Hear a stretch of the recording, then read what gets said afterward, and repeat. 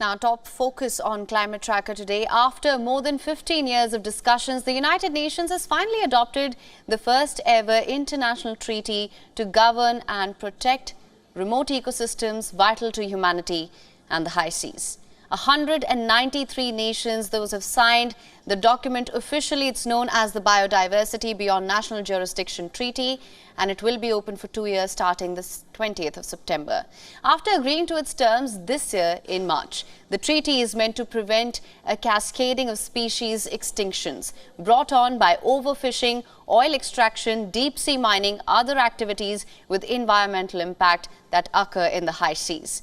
This legislation, it will further establish large-scale marine protected areas in international waters that will protect biodiversity beyond the 12-mile stretches of water. Those are identified off coastlines protected by individual countries.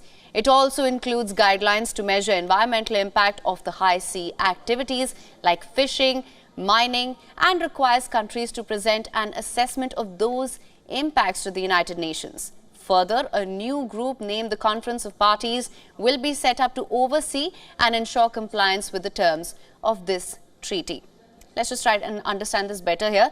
Beyond overfishing, oil extraction, deep-sea mining, it is in fact plastic that is attributed to the worsening health of ocean waters. Approximately 8 to 10 million tons of plastic waste is dumped into the oceans every year. Out of this, 60% of the waste, it's dumped by India. You can see here. If the oceans regions are laid flat, the plastic waste that is collected right now, that is enough to cover an area of 11,000 square kilometers. That's roughly the size of Qatar. In 50 years then, the plastic waste that could grow to cover an area bigger than that of France and will cover roughly about 500,000 square kilometers.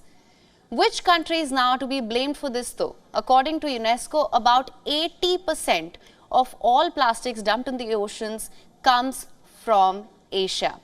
And Philippines alone, that is responsible for dumping at least 36.4% of the plastic into the oceans. That's followed by India, the share being 12.9%. Then we have Malaysia with a share of 7.5%, Indonesia 5.8%.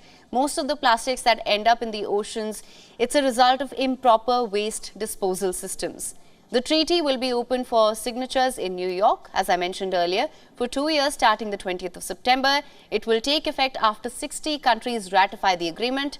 The pact is key in efforts to put at least 30% of the world's land and sea under environmental protection by 2030.